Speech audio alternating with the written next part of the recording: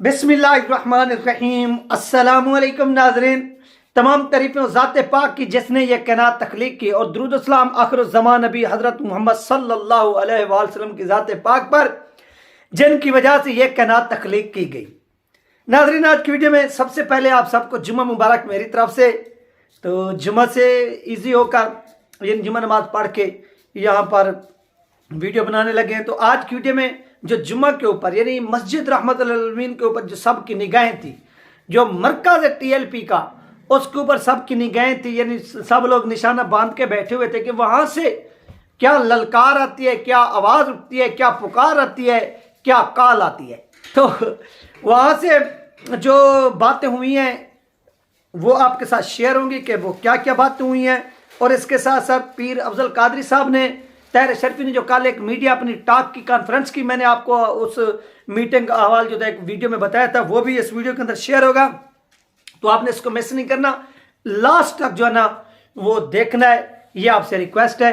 Channel पर नए तो इसको लाजमी सब्सक्राइब करें, वीडियो को शेयर करें और कमेंट्स भी करें। जितनी बहन भाई देख रहे हैं ये आपसे रिक्वेस्ट है। पहली बात नाज़रीन कि आज जुम्मा हुआ और जुम्मा के ऊपर पूरी कौम की नज़रें थी कि टीएलपी, क्योंकि आज जो मुख्तलिफ यानी जैसे JUIF होगी, उनकी एक अपनी हिकमत अमली थी कि आप लोगों ने क्या करना है कि तमाम जो उलमा कराम हैं उनके यानी उन्होंने कहा कि अपने अपने खुताबात में नमूस रिसालत के हवाले से, सहाबा कराम के हवाले से और ख़त्म नबूवत के हवाले से ये बयान करना है हजूर पाक सल्लल्लाहु अलैहि वसल्लम की ख़त्म नबूवत। ये उन्होंने मौलाना फजलुर रहमान साहब ने कॉल की। और इसके साथ साथ दीगर यानी जमात इस्लामी के प्राचा साहब थे, इन्होंने भी बयान किया जो सुप्रीम कोर्ट ऑफ पाकिस्तान का डिसीजन है या फैसला है। याद रखिए, मैं हमेशा वीडियो जो बनाता हूँ वो आपको मालूम है, जब भी मैं वीडियो बनाता हूँ मैंने आपको शुरू से कहता आ रहा हूँ, जो मुझे रेगुलर देखते हैं, इलेक्शन चोरी से लेकर गाजी मुमताज़ कादरी की फांसी से लेकर आसिया मसीहा की रिहाई से लेकर सब चीज़ें मैं खुलकर बयान करता हूँ। मुझे बाज़ दफ़ा दोस्त कहते भी हैं, पर्सनली भी मैसेज करके, यार आप इस तरह से खुल के बातें ना क्या करो, ये ख़तरनाक साबित होती है। मैंने कहा कि नहीं यार, जो होती है तो होने दें, कि ये जो भी डिसीजन होता है इसके पीछे आपको हुक्मरान तो दिखा दिए थे कि ये सामने बैठे हुआ हुक्मरान है, ये वो डिसीजन दे रहा है।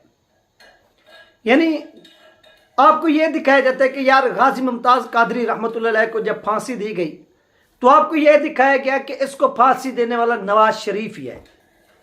ठीक है, सिर्फ यही चीज़ दिखा दी गई। और बहुत से लोग आज भी उसी नवाज शरीफ को गालम गलूच या बातें करते हैं और वो कहीं दीद बार के नहीं देखते कि यार आगे पीछे तो आखिर कोई ना कोई होगा ना, किसी ने बना किसी ने ये प्लान तो किया होगा ना, किसी ने ये 29 फरवरी का दिन तो चूज किया होगा ना, जो आता भी 3-4 साल के बाद है।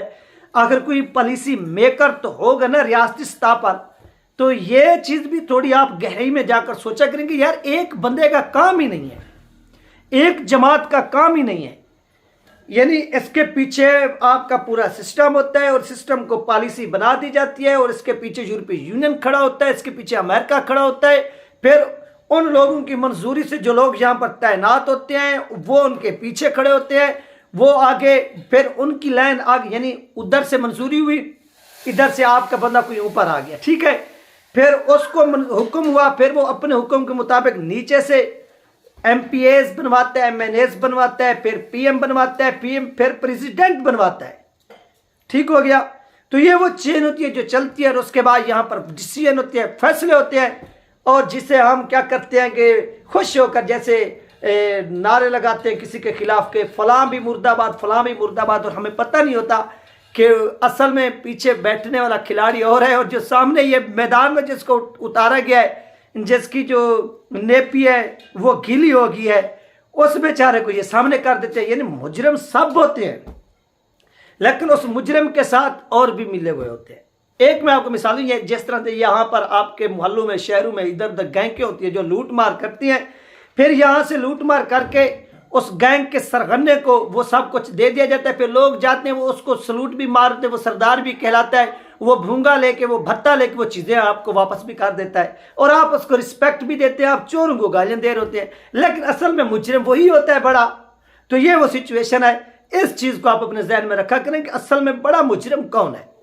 तो उसी जानब चल रहे नाज़रीन, यहाँ पर पीर अफजल कादरी साहब ने जो कहा है, उन्होंने कहा कि तैर अशरफी का एक टेस्ट होना चाहिए और इसमें यह चीज़ चेक करनी चाहिए कि इसमें हराम का पानी ज़्यादा है या हलाल का पानी ज़्यादा है। ये तैर अशरफी के बारे में पीर अफजल कादरी साहब ने कहा कि इसका टेस्ट होना चाहिए, इसका टेस्ट करवाएं और इसमें यह चीज़ चेक करें कि इसके अंदर हलाल का पानी ज़्यादा है या इसके अंदर हराम का पानी ज़्यादा है। तो उन्होंने ये जो बात की ये बड़ी अजीब की, और ये बात उन्होंने इस वजह से की है कि कल जिस तरह से ये कॉन्फ्रेंस कर रहा था और अपनी कॉन्फ्रेंस में बड़ी बड़ी बातें जो था वो झाड़ रहा था, तो इस तरह से उन्होंने इसको यहाँ पर क्या किया, एक्सपोज किया है। उसके बाद नाज़रीन नेक्स्ट, आज जो मस्जिद रहमतुल्लाह अलैहि में जुमा था, ये जुमा नमाज पढ़ाया हाफिज अनस हुसैन रिजवी साहब ने, यानी उन्होंने आकर यहाँ पर खुतबा दिया, अल्लामा सआद हुसैन रिजवी साहब ने नहीं दिया। और यहाँ पर जो बात की गई, बात यह की गई कि तमाम कारकुनान जो है वो तैयारी रखें, मरकज से बड़ा ऐलान होने वाला है। ये कौन कह रहे हैं? ये कह रहे हैं हाफिज अनस हुसैन रिजवी साहब। किनको कह रहे हैं? अपने उन कारकुनान को जो इंतजार में बैठे हुए हैं। यानी टीएलपी का आपको मालूम है कि टीएलपी हमेशा सोच समझ के डिसीजन लेती है। बहुत से लोग हैं जो अब तनकीद भी करें, मुझे भी बहुत से लोग मिले कि यार कहाँ हैं वो आपके लोग, आप के लोग कॉल क्यों नहीं दे रहे। मैंने कहा कि भाई एक तरह से नहीं होता कि फौरन ही एक बंदा कुएं में गिर रहा हो और आपको तैरने का तरीका भी ना आता हो और आप भी उसके अंदर जो छलांग लगा दे, वो तो वैसे ही मरेगा, उसके साथ आप भी मरेंगे। ठीक है, तो सबसे पहले आपको तैरने का तरीका भी आता हो, अंदाज भी आता हो, फिर जाकर आप उस कुएं के अंदर छलांग लगाएं, उसको भी बचाएं, खुद भी बचें। ऐसा ना हो कि वो भी उसमें धड़ाम हो और आप भी उसके अंदर धड़ाम हो जाए। ये चीज़ नहीं होनी चाहिए, बल्कि आपके अंदर एक एबिलिटी होनी चाहिए कि आप ये काम कर सकते हैं या नहीं कर सकते। तो टीएलपी ने वाज़ेह तौर पर कहा है कि हमारी हिकमत अमली बिल्कुल तैयार है, तमाम कारकुनान जो है वो तैयारी रखें और ये बहुत जल्द एक बहुत बड़ा ऐलान होने वाला है। वो ऐलान क्या होता है? क्या इस ऐलान के मुताबिक कोई लॉन्ग मार्च हो सकता है? क्या इस ऐलान के मुताबिक मुल्क जाम हो सकता है? क्या इस ऐलान के मुताबिक कोई अल्टीमेटम दिया जा सकता है कि फलां तारीख का अल्टीमेटम? यार ये आप चीज़ देखेंगे, यार डिसीजन हुआ ना, ये डिसीजन रिवर्स भी हो जाए, फर्ज करें डिसीजन हो गया, डिसीजन रिवर्स भी हो जाता है, सब कुछ हो जाता है, लेकिन पाकिस्तान की हिस्ट्री के अंदर ये चीज़ तो लिखी जाएगी ना कि डिसीजन हुआ था। उस चीज़ को तो आप नहीं हटा सकते ना, नहीं मिटा सकते। अब आप देखें कि जब जुल्फ़िकार अली भुट्टो को फांसी दी गई, बहुत से जज कहते हैं कि सुप्रीम कोर्ट ऑफ पाकिस्तान ने फांसी दी, और फिर वही जज कहते थे कि हमने ये गलत डिसीजन दिया। ठीक है, डिसीजन तो हो गया ना, इससे पाकिस्तान की हिस्ट्री में लिखा तो जाएगा ना कि डिसीजन हुआ।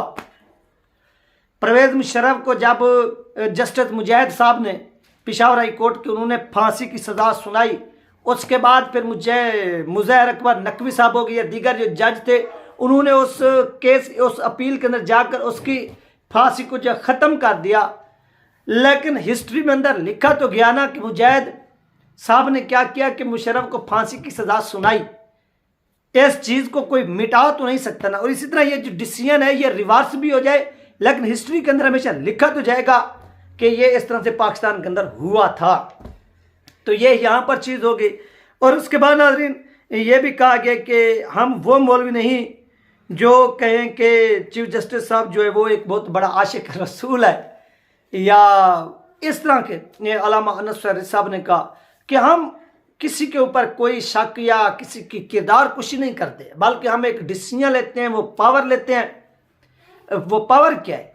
वो पावर पब्लिक की पावर होती है। पब्लिक को एतमाद होता है कि यार ये जो सामने बैठे हुआ हमारा लीडर है, ये कोई झूठ नहीं बोल रहा, बल्कि ये जो बात करेगा उस पर खुद भी पूरा उतरने की कोशिश करेगा और पूरा उतरेगा। ठीक है, तो ये वो सारी आज की जुमा के ऊपर बातें हुई। अब देखना ये है कि मरकज़ से क्या कॉल आती है, मरकज़ किस तरह से तैयारी करवाता है अपने लोगों की, या इस यहाँ पर ही मामला ये नहीं। अगर पंजाब गवर्नमेंट रिव्यू में चली जाती है, रिव्यू के अंदर जस्टिस काजी फैसल साहब जो है वो सब कुछ दुरुस्त कर देते हैं, वो एक अलग मामला है। लेकिन ये जो कुछ हुआ है इसके ऊपर तहकीकात तो होनी चाहिए कि इसके पीछे कौन था, ये क्या रीज़न हुई, ये चीज़ होनी चाहिए। बाकी देखना यह है कि क्या मामला होता है, ये भी आप लोगों के साथ नाज़रीन शेयर किया जाएगा। इसके लिए थोड़ा वेट करना पड़ेगा कि आगे टीएलपी अपनी क्या हिकमत अमली बयान करने जा रही है। ये थी अहम तरीन अपडेट। अपना ख्याल रखिएगा, मुझे दो में याद रखिएगा। मिलते हैं नेक्स्ट वीडियो में।